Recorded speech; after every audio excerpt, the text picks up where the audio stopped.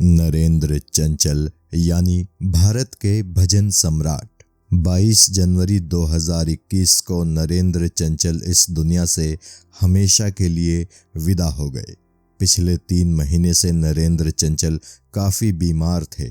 दिल्ली के Apollo hospital में उनका इलाज चल रहा था और यहीं पर इन्होंने 80 साल की उम्र में दोपहर 12:30 बजे अपनी आखिरी सांस ली।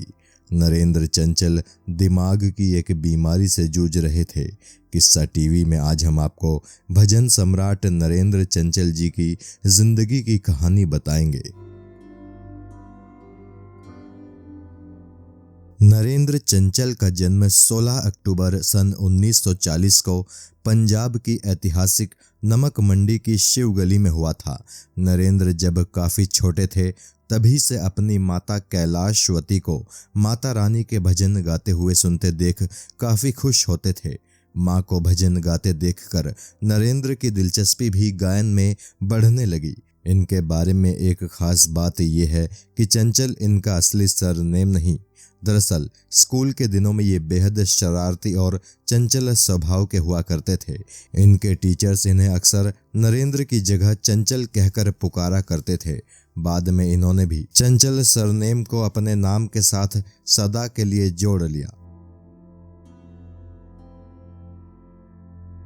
गायकी का इनका सफ़र भी माता के भजन से ही शुरू हुआ था।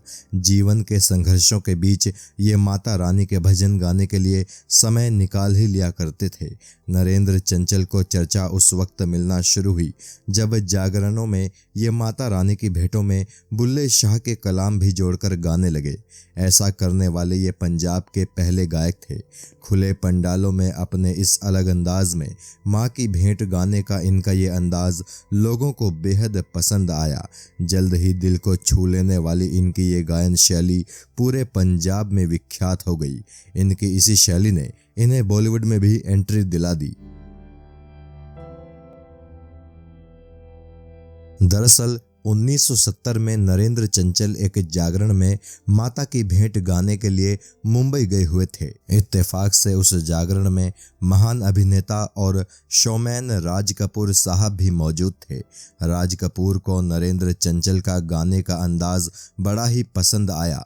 जागरण खत्म होने के बाद राज कपूर नरेंद्र चंचल से मिले और बोले, मैं तो काफ़ी देर पहले जाने वाला था, लेकिन तुम्हारी गायकी सुनकर मुझे इतना मज़ा आया कि मैं भूल ही गया कि मुझे जाना भी था। और इसी के साथ राज कपूर ने अपने बेटे ऋषि कपूर की पहली फिल्म बॉबी में एक गाना गाने के लिए नरेंद्र चंचल को साइन कर लिया। नरेंद्र चंचल ने बॉबी में बुल्ले शाह का कलाम बेशक मंदिर मस्जिद तोड़ो गाया था। ये गीत बेहद हिट रहा और इस गीत के लिए नरेंद्र चंचल को उनका पहला फिल्म फेयर अवार्ड भी मिला।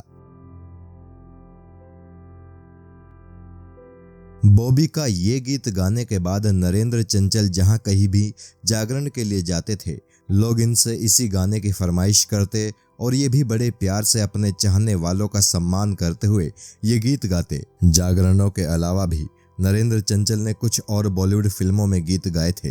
अमिताभ बच्चन की फिल्म बेनाम में गाए इनके गीत यारा ओ यारा इश्क ने मारा ने इन्हें बॉलीवुड और देश में मशहूर कर दिया।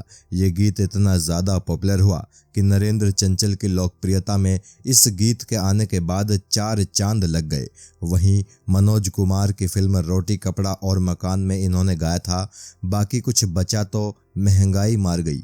ये गीत आज भी लोगों की ज़ुबान पर है और जब भी कहीं महंगाई की बात होती है तो ये गीत लोगों के ज़हन में अपने आप आ जाता है।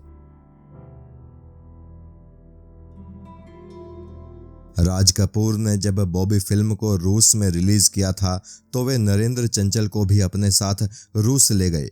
रूस की ये यात्रा नरेंद्र चंचल की पहली विदेश यात्रा थी।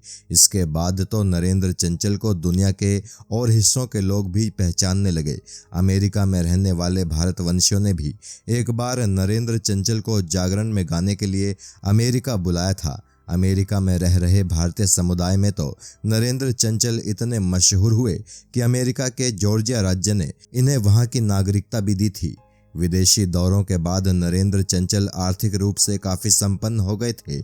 इन्होंने दिल्ली में एक आलीशान घर बनवाया। नरेंद्र चंचल की लोकप्रियता इतनी बढ़ गई कि देश के कई बड़े शहरों में इन्हें जागरण के लिए बुलाया जाने लगा था। साल 1980 में रिलीज हुई जितेंद्र और रीना रॉय की फिल्म आशा में नरेंद्र चंचल ने गाया था तूने मुझे बुलाया शेरा वालिए। इस गीत ने बेहद लोकप्रियता बटोरी। ये गीत इतना ज़्यादा मशहूर हुआ कि देश भर में होने वाले जागरणों में ये गीत ज़रूर गाया जाता था और अब भी गाया जाता है।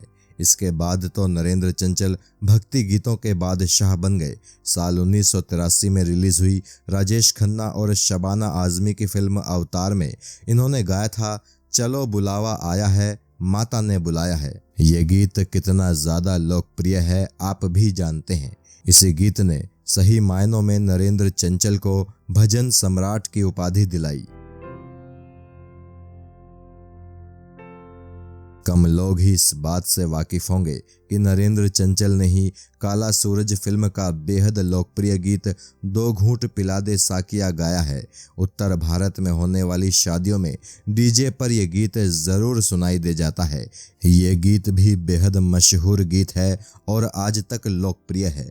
ये बात भी कम लोग जानते हैं कि 1965 और 1971 में भारत और पाकिस्तान के बीच हुए युद्धों में नरेंद्र चंचल सीमा के पास तैनात जवानों की हौसला अफजाई के लिए देशभक्ति गीत गाते थे। नरेंद्र चंचल ने अपनी एक ऑटोबायोग्राफी भी निकाली थी जिसका नाम था मिडनाइट सिंगर। नरेंद्र चंचल हर साल 29 सितंबर को वैष्णो देवी मंदिर जाते थे और साल के आखिरी दिन तक ये माता के दरबार में गाते थे।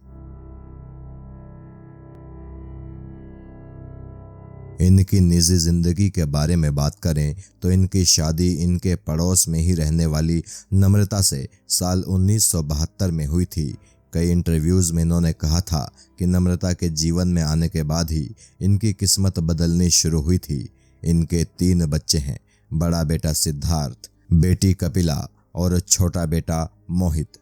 किस्सा टीवी नरेंद्र चंचल और संगीत के क्षेत्र में उनके योगदान को सराहते हुए उन्हें नमन करता है। नरेंद्र चंचल हमेशा संगीत प्रेमियों और माता रानी के भक्तों की यादों में जिंदा रहेंगे। जय हिंद।